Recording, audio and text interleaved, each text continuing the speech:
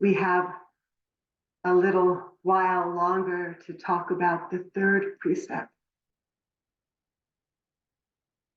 Aware of the suffering caused by sensual and sexual misconduct, we're training ourselves to not misuse or disrespect living bodies, our own, others, and those of the natural world.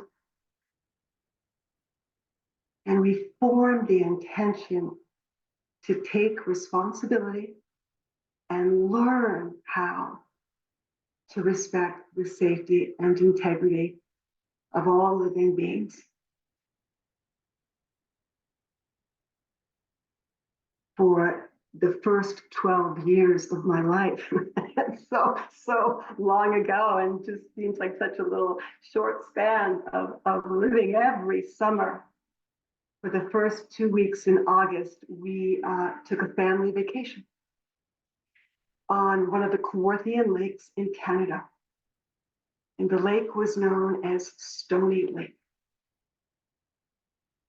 And my parents would pack up the car late at night and would drive overnight. That was exciting, and I have a lot more appreciation for them doing that, so that we could be there early in the morning to begin our 2-week vacation. And it was a place I really loved to go to. It was thrilling. I can smell the pine and the cedar as I sit here right now. It was a place we were all free. We were untethered from our parents, so we could unfasten our seatbelts and run around. And there were lots of us that would come back year after year. And so we would look forward to being with each other. It was just a fun for kids. And in this lake, we would swim from the very early morning until late afternoon. And I'm pretty sure that lake was cold, but we didn't feel the cold. We were just having fun. There was a floating dock out there with a diving board, and we would play all sorts of games and have all kinds of adventures and competitions in this lake. But one of the things that we did pretty regularly would be to bring our bottles of shampoo to the lake. And every family had different shampoos, so you could always sample, a different kind of shampoo, Head and Shoulders, Prell, all these different kinds of shampoos. And we would get our hair wet, jump in the lake, and then lather our head and make all sorts of different kinds of hairdos. And then jump into the lake to rinse our hair. And we did this. We did this again and again. And I think back on this with a sense of tenderness and also a lot of sadness and regret for not knowing the harm. We didn't give a second thought to the well-being of this precious lake. And there were motorboats and slicks left in their wakes. There's a Buddhist teacher, her name is Camille Hykes, and she will often ask the question in a guided practice, how can what is not truly noticed, how does she ask the question? How can what is not noticed truly be loved?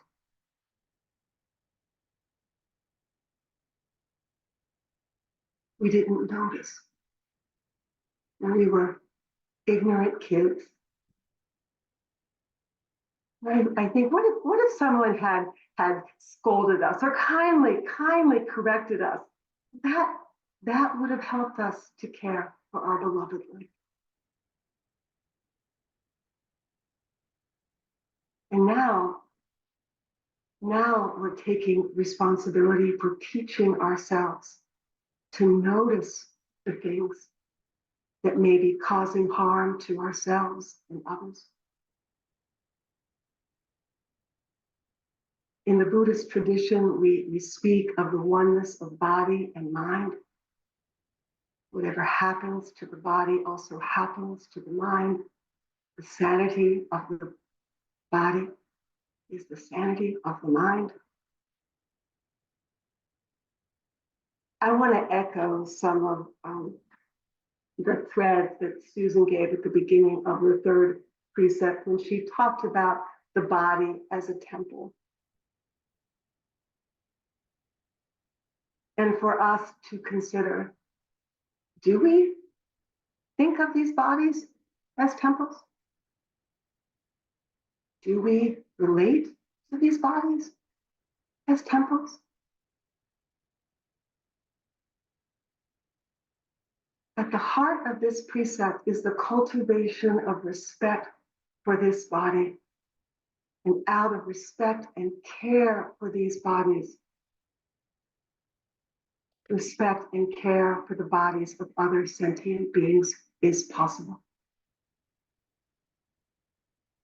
And all of the precepts invite us, slow down.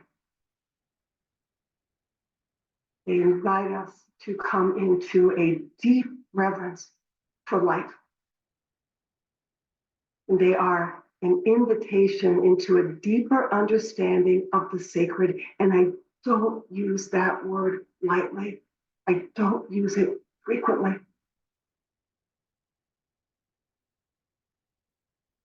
To be in these bodies, we come into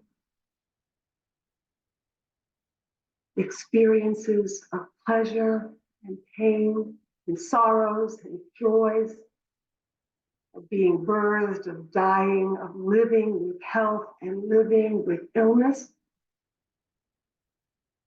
And Susan said, everything we need for awakening is in these bodies, however they are, to whatever degree of health or illness, flexibility or rigidity, as they are. And Buddha said, we do not possess our home, our children, or even our own body. They're only given to us for a very short while to treat with care and respect. From our first gasp as babies to our final sigh, these precious bodies are in our good care. And Buddha saw the bodies as refuge. And when we damage and harm these bodies, with our thoughts, our behaviors, we make it harder to awaken. It is harder to awaken. And in Buddhism, again, there is this idea that the body is by nature, a sacred universe. And that's an invitation for all of us to dwell on the body in its vastness, in its mystery, and strengths, and all the small and countless ways it supports life. I bet if you're curious and willing, if you slowly raise your right hand and you turn the palm and look at that palm, you might notice something you've never noticed.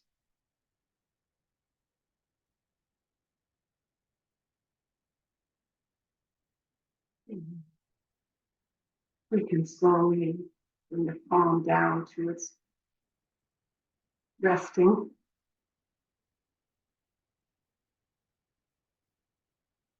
Everything we do, we say, we think ripples through these bodies, leaving traces in our bodies, pathways of energies and feeling tones. We all have habits of moving and sitting, working, thinking, cadences in our voice. Even noticing right now how you're sitting and how does that impact breathing?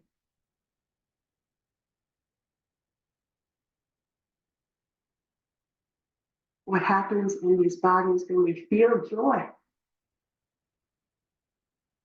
What happens in these bodies when we're angry? What happens in these bodies when we feel loved and safe and secure? In the Satipatthana Sutta, where Buddha teaches about the 4 types of mindfulness, I know I've shared this before, I think it's so important.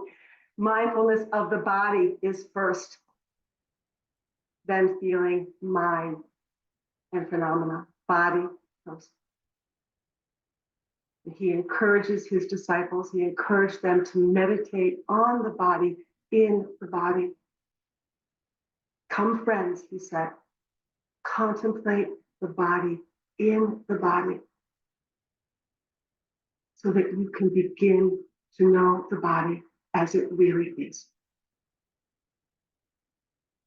I think he's saying, get out of the construct of the conceptual body and come into this experiential body, the body you're sitting in right now, breathing. Wake down. And I refer a lot to Lama Rua's book on Awakened Body.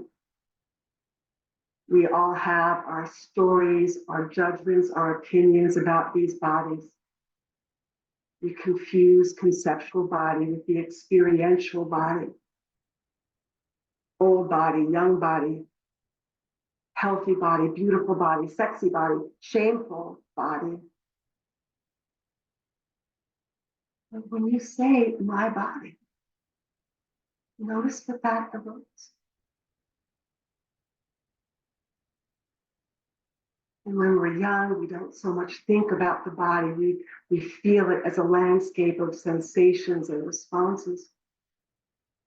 And if we're treated with love and with kindness and safety, that landscape is enriched.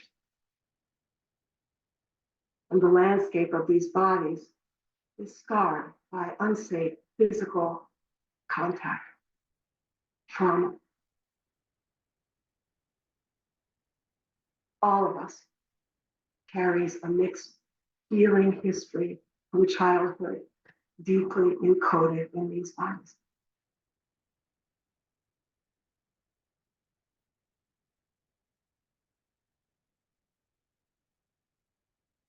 Lama Rua, in her book, Awakened Body, says there's one very simple observation about somatic mindfulness. And that is, if the mind is distracted, but these bodies are not. They're not thinking or ruminating.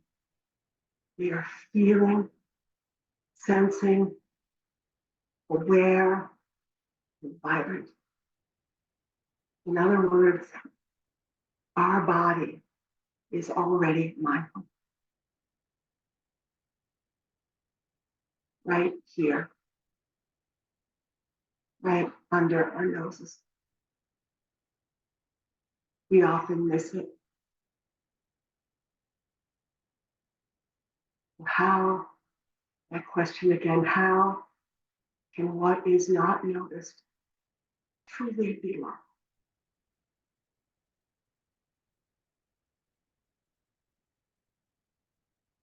Let's practice and let's notice.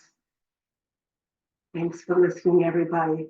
Let's turn our attention even more so to these bodies by taking a stretch.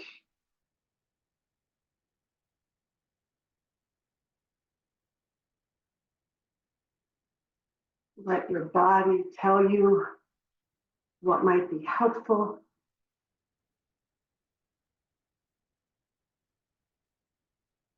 Notice the edges of a stretch as you move. Feel the breath, breathing and moving, opening.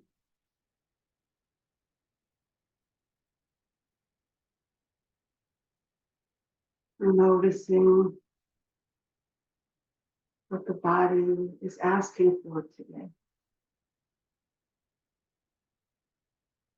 Maybe another cushion, maybe a little more support.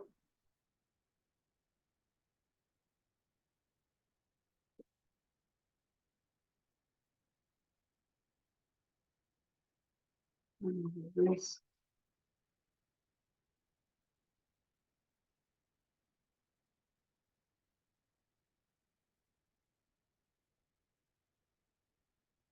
When you're ready to come into a posture that is comfortable. And again, I'm emphasizing comfortable posture. You need a pillow behind you or underneath you.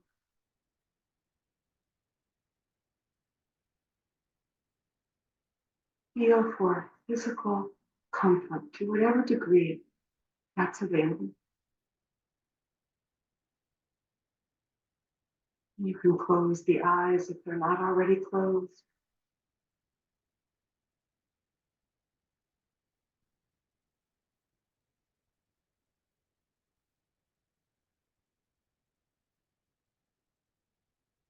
Noticing what you're bringing here today.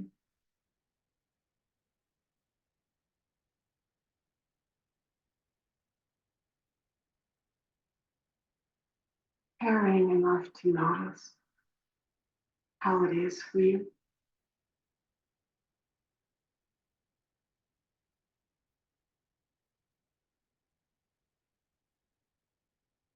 And if helpful, taking some deeper, slower breaths.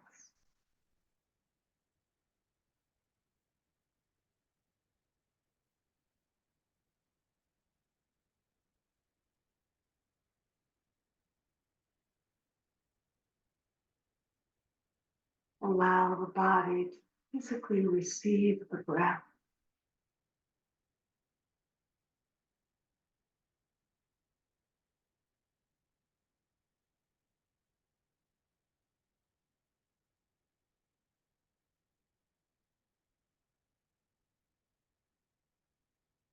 Cool breath, cool, fresh breath as it enters.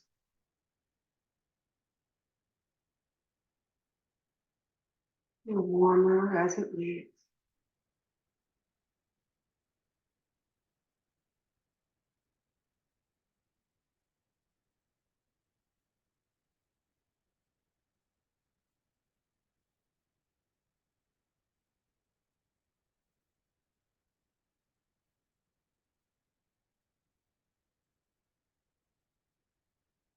Inviting the body to relax.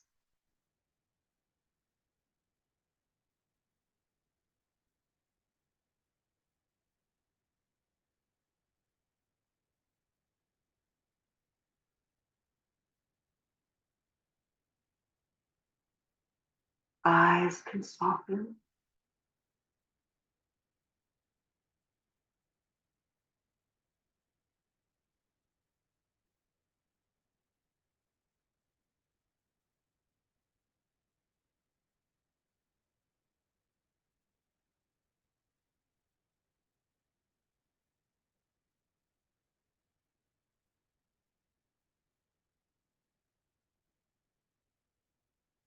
Feeling the full weight of the body, breathing and supporting.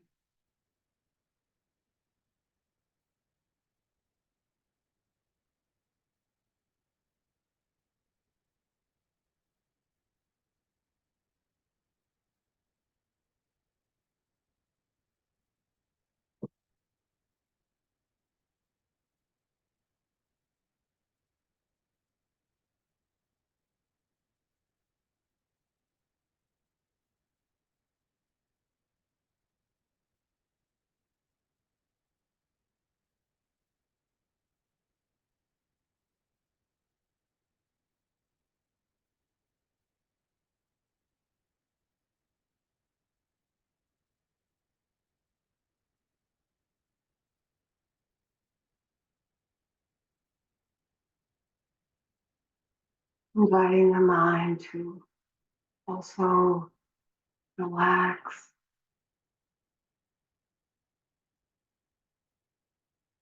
dropping down into the stream of body and breath, feeling body,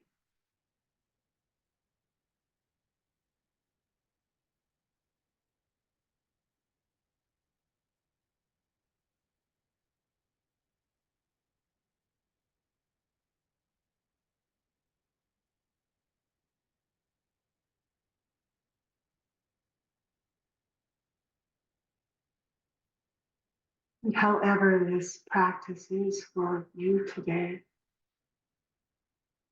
we are orienting in that direction of kindness, friendliness,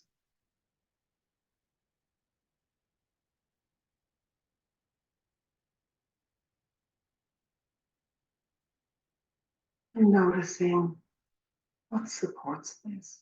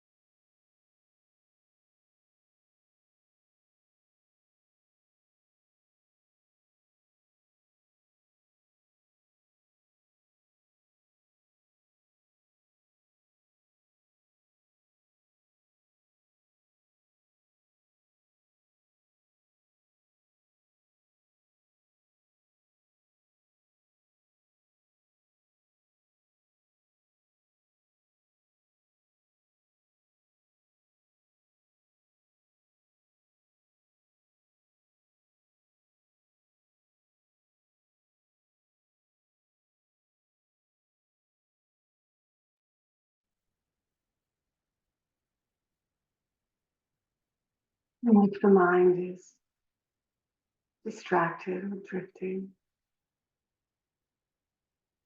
can you allow the physical breath in this body to invite you into presence?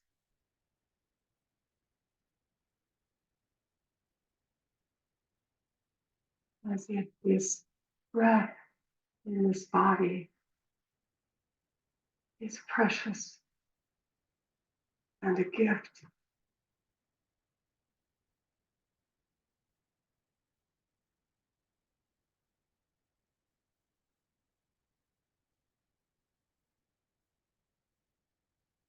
And the eyes soften.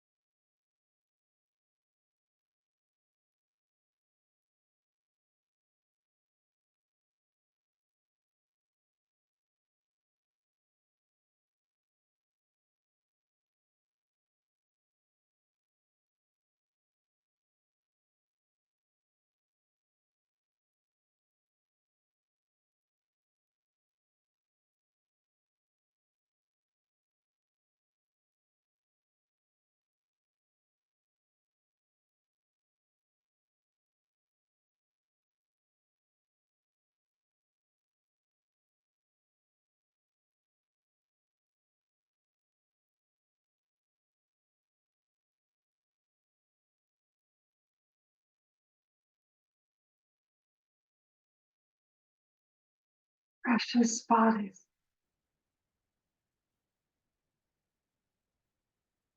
precious heart and minds.